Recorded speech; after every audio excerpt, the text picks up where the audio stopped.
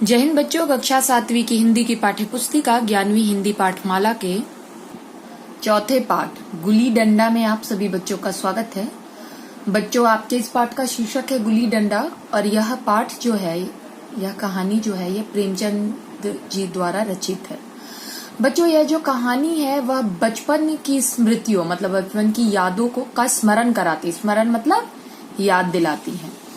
बच्चों, बचपन का जो जीवन होता है ना, उसे स्वर्णिम काल माना जाता है। स्वर्णिम मतलब स्वर्ण का अर्थ होता है सोना, तो सोने के समान चमकीला और सुंदर और प्रीसियस मतलब महंगा, कीमती माना जाता है। बच्चों, उस समय जो खेल खेलते थे बच्चे, तो उनकी जो भावना होती थी, तो बचपन में जब हम खेल खेलते हैं बच्चों, तो हमारी भावना कैसी होती है? स्वार्थ रहित होती है। मतलब हमारे मन में किसी भी प्रकार का स्वार्थ नहीं होता। फिर छुआछूत, अमीर गरीब, इन सब बातों का कोई स्थान नहीं होता। हमारे जो मित्र होते हैं वे गरीब भी हो सकते हैं, अमीर भी हो सकते हैं, या हम यह नहीं मानते कि हमसे बड़ा है, छोटा है, जाति में, पैसे में, तो हम इनसे कोई ऐसी ऊंच नीच की भावना रखें। लेकिन बच्चों, क्या होता है, जैसे जैसे हमारी आयु अर्थात हमारी उम्र बढ़ती है, पद मतलब अगर हम कहीं नौकरी करते हैं और हमारा पद बढ़ता है, तो क्या इसके साथ साथ ही अभिमान और प्रदर्शन भी हम करने लग जाते हैं। अर्थात अभिमान मतलब हमारे अंदर घमंड भी आता है, और साथ ही साथ प्रदर्शन मतलब दिखावा करने की भावना भी हमारे अंदर आ जाती है, और अंदर ही अंदर हम हीन भावना से भी ग्रस्त हो जाते हैं। तो इस अवस्था में क्या होता है बच्चों, दिखावे की भावना प्रबल हो जाती है। प्रबल मतलब बहुत ही जोर लगा के हम दिखावा करने लगते हैं। लेकिन इन सब के होने के बावजूद भी बचपन की जो यादें हैं उन्हें हम कभी भी भूल नहीं सकते। बचपन की यादें कभी भी भुलाई नहीं जा सकती। तो बच्चों, बचपन के ही स्मृतियों और बचपन के ही मधुरता और बचपन के ही सुंदरता को लिया हुआ यह पाठ है। दो मित्रों की कहानी है। ठीक है बच्चों, तो आइए अब इस पाठ को पढ़ते हैं। बच्चों, प्रेमचंद की इस कहानी गुली डंडा का जो सूत्रधार है, मतलब जिसके अगल बगल इर्द गिर्द यह पूरी कहानी चलती है, जिसका नाम इसमें तो नहीं खुलकर आता, तो जो कहानी का सूत्रधार है वह क्या कहता है? हमारे अंग्रेजी दा दोस्त, माने या ना माने, मैं तो यही कहूंगा कि गुली डंडा सब खेलों का राजा है। ठीक है, तो अंग्रेजी दा मतलब वे दोस्त होते हैं कि जिन होते तो वह भारतीय ही है, लेकिन जिसमें अंग्रेजीपन अधिक आ गया है। अभी कभी लड़कों को गुली डंडा खेलते देखता हूं तो जी लोटपोट हो जाता है। अच्छा, यहाँ कहानी का जो सूत्रधार है वो क्या कहते हैं कि जब भी मैं किसी को गुली डंडा खेलते हुए देखता हूं तो मेरा मन अंदर से बिल्कुल लोटपोट होने लगता है। मेरा मन करता है कि मैं इनके साथ जाकर खेलने लगूं। न लॉन की जरूरत, न कोर्ट की जरूरत, न नेट की जरूरत, न थापी की। अच्छा, ये जो बड़े बड़े खेल हम खेलते हैं ना, जैसे बैडमिंटन हो गया, टेनिस हो गया, तो इसके लिए लॉन की जरूरत होती है, कोर्ट की जरूरत होती है, नेट की जरूरत होती है। लेकिन यह जो गुली डंडा का खेल है, इसमें ऐसी किसी भी चीज की जरूरत नहीं होती। मजे से किसी पेड़ की एक टहनी काट ली, गुल्ली बना ली और दो आदमी भी आ गए तो खेल शुरू हो गया। इसमें टीम बनाने की भी जरूरत नहीं होती है। अगर दो व्यक्ति भी आ गए, एक पेड़ की टहनी काट ली और गुल्ली भी बना ली, तो खेल शुरू हो जाता है। विलायती खेलों में सबसे बड़ा ऐब मतलब कमी, ठीक है, विलायती मतलब विदेशी खेलों में सबसे बड़ा ऐब यह है कि उनके सारे सामान महंगे होते हैं। अगर आपको हॉकी खेलना है तो हॉकी स्टिक परचेस करोगे, हॉकी का बॉल परचेस करोगे। अगर आपको क्रिकेट खेलना है तो आपको क्रिकेट बैट, बॉल, ये सारी चीजें खरीदनी पड़ती, और ये सारे काफी महंगे होते हैं। किट आते हैं ना उनके बच्चों। तो लेकिन जब तक कम से कम 1 सैकड़ा ना खर्च कीजिए, 1 सैकड़ा मतलब उस वक्त का 100 रुपया, अगर 1 सैकड़ा ना खर्च कीजिए तो खिलाड़ियों में शुमार भी नहीं हो सकता। मतलब वो सारी चीजें आ ही नहीं सकती। यह गुली डंडा है कि बिना हर्रे फिटकिरी के चोखा रंग देता है। अच्छा, हर्रे फिटकिरी मतलब किसी भी रंग का, अर्थात किसी भी ऐसे दिखावे का इसमें कोई आवश्यकता नहीं, किसी भी महंगी चीज की इसमें कोई आवश्यकता नहीं। चोखा मतलब चमकीला रंग देता है। पर हम अंग्रेजी चीजों के पीछे ऐसे दीवाने हो रहे हैं कि अपनी सभी चीजों में अरुचि हो गई है। हाँ, यहाँ पे सूत्रधार ये कहते हैं कि हम अंग्रेजी खेलों के प्रति इतने ज्यादा आकर्षित हो चुके हैं कि ये जो चीजें हैं इसमें हमारी अरुचि मतलब हमारा अब इसमें मन नहीं लगता। हमारे स्कूलों में हर एक लड़के से 3-4 रुपए सालाना केवल खेलने की फीस ली जाती थी। अच्छा, यहाँ पर सूत्रधार बताता है कि उसके स्कूल में 3-4 रुपए सालाना किस लिए ली जाती थी? खेलने की फीस ली जाती थी। तो बच्चों, आप अब ये इस समय से मत इसको तुलना करिएगा, ये बहुत पहले कहानी लिखी जा चुकी है, तब 1 रुपया भी बहुत होता था। किसी को यह नहीं सूझता कि भारतीय खेल खिलाए जो बिना दाम कौड़ी के खेले जाते हैं। अंग्रेजी खेल उनके लिए हैं जिनके पास धन है। अच्छा, तो यहाँ पर यह भी बताया जाता है कि देखिए, धन अर्थात जिसके पास पैसा है वही अंग्रेजी खेल खेल सकता है, आज से नहीं, शुरू से ही। लेकिन स्कूल को ऐसे भी खेल खिलाने चाहिए जो 2 कौड़ी में, जिनका कोई दाम ही नहीं है, वो आराम से खेले जा सकते हैं। गरीब लड़कों के सिर क्यों हम व्यसन मढ़ते हो?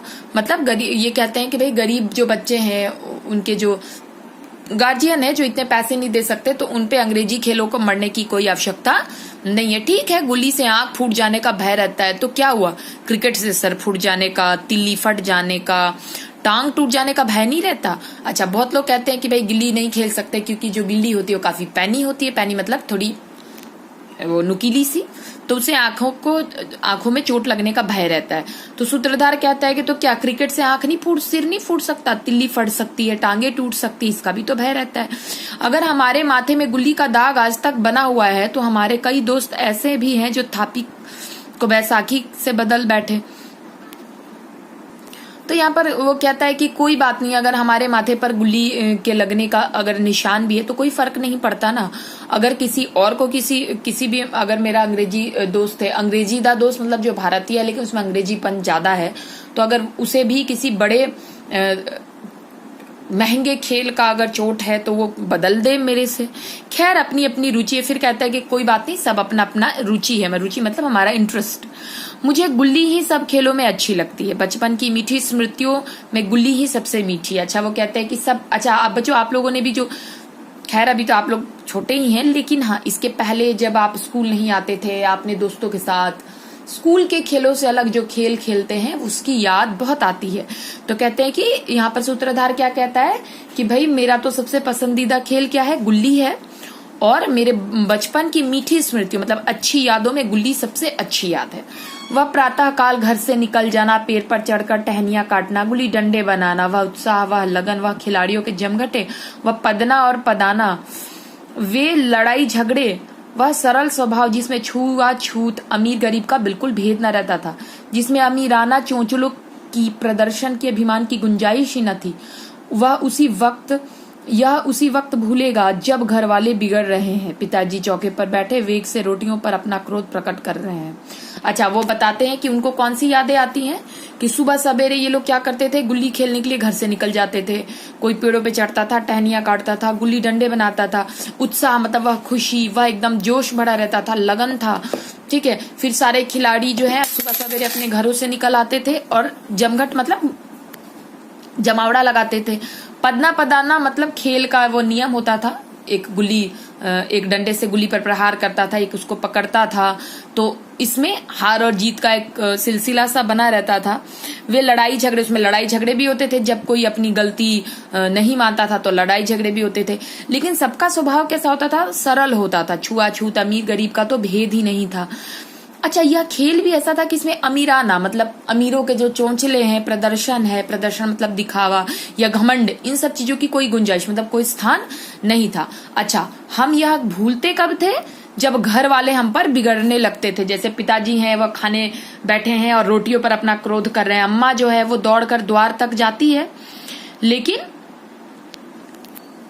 क्या करती है? वो जोर जोर से आवाज लगाती है कि भाई आओ, खाने का समय हो गया, सुबह से घर से निकले हुए हो, टाइम से आओ। ठीक है, लेकिन बच्चों का क्या था? यहाँ पर क्या लिखते हैं वो कि लेकिन मेरा क्या, मैं तो पदाने में मस्त हूं, ना नहाने की सुधि है ना खाने की गुल्ली है, तो जरा सी पर उसमें दुनिया भर की मिठाइयों की मिठास और तमाशों का आनंद भरा हुआ है। वो कहते हैं कि चाहे पिताजी बिगड़े, चाहे माँ चौके से द्वार तक आकर चिल्लाए, मुझे तो किसी चीज से कोई भी फर्क नहीं पड़ता था। मैं तो क्या, खेलने में मस्त रहता था। मुझे उस वक्त दुनिया की सभी मिठाइयों की मिठास जो है वो गुल्ली में ही आती थी, और तमाशे मतलब जो भी कार्यक्रम होते हैं हंसी खेल कूद के, ठीक है, तो उसका जो सबसे जितना आनंद होता था मुझे तो उस गुल्ली के खेल में ही आता था। अच्छा, अब आगे सूत्रधार बताता है कि मेरे हमजोलियों में एक लड़का था जिसका नाम गया था। अच्छा, हमजोली मतलब दोस्तों में तो उसका नाम क्या था बच्चों? गया।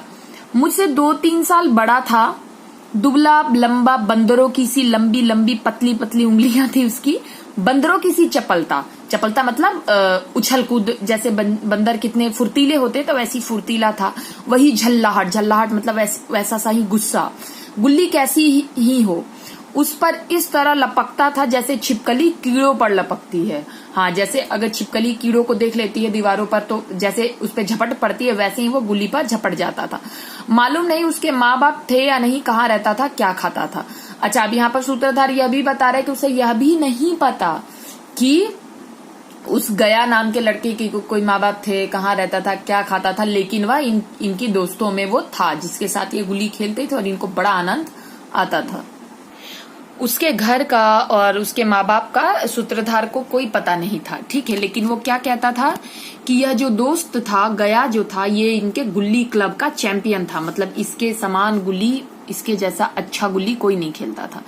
जिस तरफ वह जाए उसकी जीत निश्चित थी। हम सब उसे दूर से आते देख उसका स्वागत करते थे और उसे अपना गुइया बना लेते थे। गुइया मतलब अपने टीम में उसको रख लेते थे और बहुत खुश हो जाते थे। और हमें पता था कि वो सबसे अच्छा खेलता है तो सभी उसका बहुत ही अच्छे से स्वागत करते थे कि ये आ गया, ठीक है। अब क्या था, एक दिन हम और गया दो ही खेल रहे थे। ये सूत्रधार बताते हैं कि एक दिन मैं और गया दोनों ही खेल रहा था। अच्छा बच्चों, मैं बार बार सूत्रधार क्यों कह रही हूँ, क्योंकि देखो ये पूरी कहानी जो है वो सूत्रधार ही याद कर रहा है और कह रहा है और लेखक इसको लिख रहे हैं, लेकिन इसका नाम अब तक, जो ये सारी बातें कह रहा है उसका नाम अब तक तो खुल के नहीं आया है ना, और पूरी कहानी में भी इनका नाम नहीं है। तो जो कहानी जिसके इर्द गिर्द घूमती है और उसका नाम नहीं होता है, लेखक सिर्फ उसके द्वारा हमें संदेश देते हैं, तो उसे हम कहानी का सूत्रधार कहते हैं, ठीक है। तो आप सूत्रधार इसका नाम मत समझ लीजिएगा, ठीक है। अच्छा, अब आगे बढ़ते हैं, ठीक है। एक दिन बताता है सूत्रधार कि एक दिन क्या होता है, गया और मैं दोनों ही खेल रहे थे। वह पदा रहा था, मैं पद रहा था, मगर कुछ विचित्र बात थी। विचित्र मतलब अजीब सी बात थी कि पदाने में हम दिन भर मस्त रह सकते हैं, पदना 1 मिनट का भी अखरता था। अच्छा हाँ, पदाना मतलब दूसरों को हराना बहुत अच्छा लगता था, लेकिन जब बारी अपने हारने की आती थी तो वो अखरने लगता था। मैंने गला छुड़ाने की सब चालें चली, जो ऐसे अवसर पर शास्त्र विहित न होने पर भी क्षम्य है। इसका मतलब होता है बच्चों, क्षम्य मतलब क्षमा कर देना, शास्त्र विहित का मतलब होता है, शास्त्र विहित मतलब शास्त्रों के अनुसार, ठीक है, क्षम्य है। लेकिन गया अपना दाव लिए बगैर मेरा पिंड न छोड़ता था। अच्छा, सूत्रधार हारना नहीं चाहते थे और वो हर तरीके का प्रयत्न करते थे कि गया को हरा दे, लेकिन गया तो बिल्कुल खेलने में अव्वल, वो कहाँ इनको छोड़ता था, ठीक है। अनुनय विनय का कोई असर न हुआ और मैं घर की ओर भागा, ठीक है। और अनुनय विनय मतलब बहुत ही ज्यादा रिक्वेस्ट करता है। रिक्वेस्ट मतलब क्या कह सकते हैं आप, प्रार्थना करता है, अनुनय करता है, विनय करता है कि भाई दया दिखाओ, लेकिन गया जो है कोई दया नहीं दिखाता। तो क्या होता है, सूत्रधार अपनी घर की ओर भागने लगता है। गया क्या करता है, जब यह देखता है तो दौड़कर पकड़ लेता है और डंडा तान कर कहता है, क्या कहता है, मेरा दाव देख कर जाओ, पदाया तो बड़े बहादुर बन के पदने के बेर में भागे जाते हो। अच्छा, कहता है कि मेरा भी तो दाव देखो, और पदाया मतलब मुझे तो हराया तुमने बड़ा बहादुर बन के, लेकिन जब खुद की बारी आई तो तुम भागे जा रहे हो। तुम दिन भर पदाओ, मैं क्या दिन भर पदता रहूं। अच्छा, अब यहाँ सूत्रधार कहता है तुम तो दिन भर पदाओगे, तुम्हारे हाथ में डंडा आ गया तो क्या मैं दिन भर पदता रहूं। हाँ, तुम्हें दिन भर पदना पड़ेगा, ना खाने जाऊं ना पीने जाऊं। अच्छा, गया कहता है हाँ तुम्हें ऐसा ही करना पड़ेगा। तो कहता है कि ना खाने जाऊं ना पीने जाऊं। तो कहता है कि हाँ, मेरे दाव दिए बिना तुम कहीं नहीं जा सकते।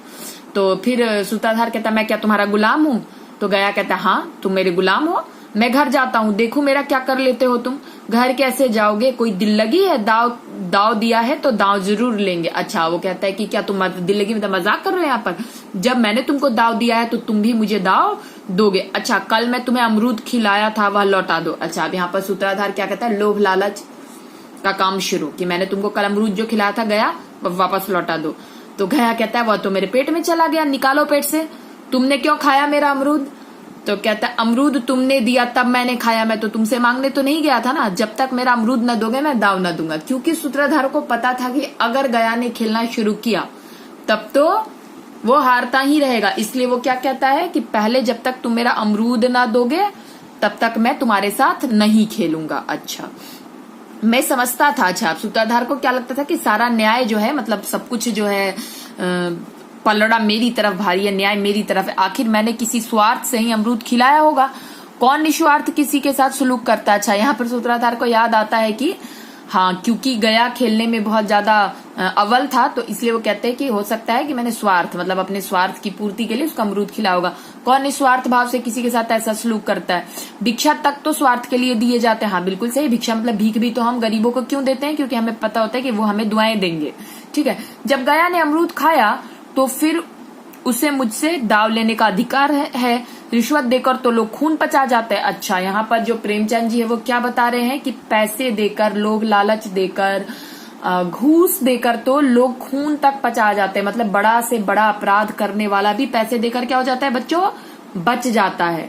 तो वो कहते हैं कि यह मेरा अमरूद यूं ही हजम कर जाएगा। अमरूद पैसे के 5 वाले थे जो गया के बाप को भी नसीब न होंगे। यह सरासर अन्याय था। अच्छा, क्योंकि जो सूत्राधार है वह थोड़ा अमीर है, तो वो क्या कहता है कि गया जो अमरूद मैंने उसको खिलाया वो पैसे से मैंने मोले थे, तो यह तो उसके बाप मतलब उसके पिताजी को भी नसीब नहीं होंगे। अगर वह मेरे से जिद करता है तो यह बहुत बड़ा अन्याय है।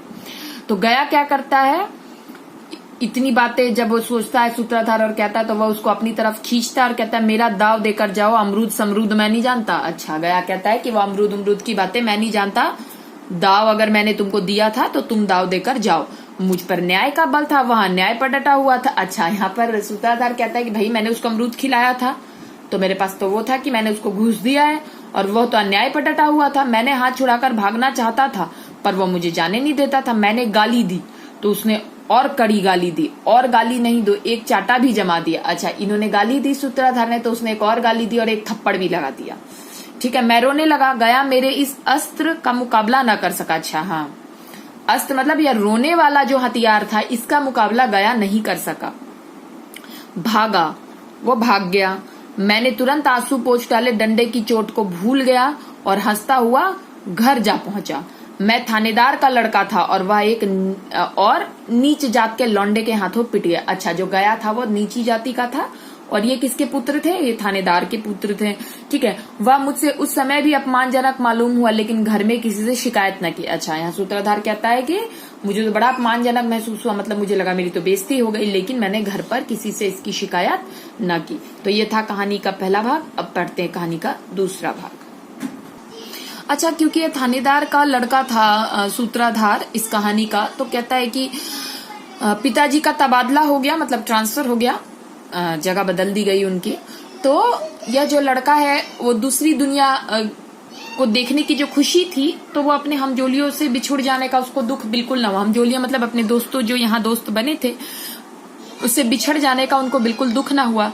पिताजी दुखी थे, यह बड़ी आमदनी की जगह थी। अच्छा, पिताजी को बड़ा दुख था क्योंकि यह बहुत पैसे कमाने की जगह थी। अम्मा जी भी दुखी थी क्योंकि यहाँ पर जहाँ वो अभी रह रहे थे, वो यहाँ पर सारी चीजें सस्ती थी। मोहल्ले की स्त्रियों से घराव सा हो गया था, मतलब इनकी माता जी का लगाव हो गया था मोहल्ले की सभी स्त्रियों से।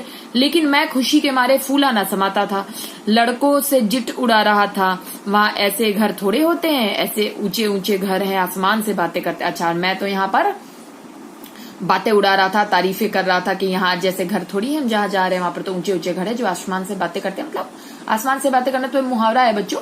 आसमान से बातें करने का अर्थ यहाँ पर हुआ कि मकान काफी ऊंचे ऊंचे थे। ठीक है, 3 मंजिले, 4 मंजिले, 5 मंजिले ऐसे होंगे। ठीक है, और आगे वह बताता है कि घर की तारीफ करने के बाद क्या बताता है कि पता है वहां जिस अंग्रेजी स्कूल में मैं जाऊंगा पढ़ूंगा, वहां पर तो अगर मास्टर जी लड़कों को पीटते हैं, मतलब बच्चों को सजा देते हैं, तो उनको तो जेल हो जाती है। मेरे मित्रों की फैली हुई आंखें और चकित मुद्रा बतला रही थी कि मैं उनकी निगाह से कितना ऊंचा उठ चुका हूँ। अच्छा, बचपन में होता है बच्चे, आप लोग भी अपनी बातें बढ़ा चढ़ाकर अपने दोस्तों को बताते हैं और दोस्त आंखें बड़ी कर करके और सुनते हैं, तो अच्छा फील होता है ना, ऐसा लगता है अरे मैं तो सबसे अच्छी इन्फॉर्मेशन दे रहा हूँ, सूचना दे रहा हूँ और मैं तो मतलब सबसे ऊपर हूँ। वैसे ही इसको भी लग रहा था कि मैं तो सबसे ऊंचा हूँ। बच्चों में मिथ्या को सत्य बना लेने की यह शक्ति है जिसे हम तो सत्य को मिथ्या बना लेते हैं, क्या समझेंगे। अच्छा, क्या है कि बच्चे जो होते हैं वो झूठ को सच, मतलब मिथ्या झूठ और सत्य, सत्य मतलब सच, मिथ्या को, झूठ को सच बना। यहाँ लेखक प्रेमचंद जी यह बता रहे हैं कि बच्चों में झूठ को सच बना लेने की शक्ति होती है, जिसे हम जो सत्य को मिथ्या बना लेते हैं। क्या समझे? अच्छा, यहाँ पर उन्होंने बड़े लोगों की तुलना की है कि बड़े लोग क्या करते हैं, छोटे बच्चे तो झूठ को सच बनाते हैं और बड़े लोग सत्य को ही मिथ्या बना लेते हैं। तो ऐसे लोग बच्चों की भावनाओं को क्या समझेंगे? उन बेचारों को मुझसे इतनी स्पर्धा हो रही थी, स्पर्धा मतलब कह सकते हैं बराबरी करने का एक जो होड़ होता है, कंपटीशन, ठीक है। तो स्पर्धा हो रही थी कि वह कह रहे थे तुम भाग्यवान हो भाई, जाओ हमें तो इस उजड़ गांव में ही, ग्राम मतलब गांव में ही जीना और मरना है। अच्छा, उन्होंने क्या बोला इनके दोस्तों ने कि जाओ भाई तुम तो बड़े भाग्यवान हो, मतलब बहुत भाग्यशाली हो जो तुमको यहाँ से जाने का मौका मिल रहा है, हमें तो इसी गांव में जीना मरना है। अच्छा, अब यहाँ पर सूत्रधार बता रहा है कि वो चले गए, ठीक है, यहाँ गांव से चला जाता है और उसको 10-20 साल हो जाते हैं। मैंने इंजीनियरिंग पास की और उसी जिले का दौरा करता हुआ उसी कस्बे में पहुंचा और वहां के डाक बंगले में ठहरा। अच्छा, क्या हो जाता है कि लेखक जी का क्या हो जाता है, जो सूत्रधार जी हैं वो चले जाते हैं और इंजीनियरिंग की पढ़ाई पास करते हैं और एक दिन इसी जिले का दौरा करते हुए इसी कस्बे में पहुंचते हैं और डाक बंगले में ठहरते हैं। बच्चों, इस भाग में इतना ही। अगले भाग में हम आगे की कहानी के साथ फिर मिलेंगे। जय हिंद बच्चों, नमस्ते।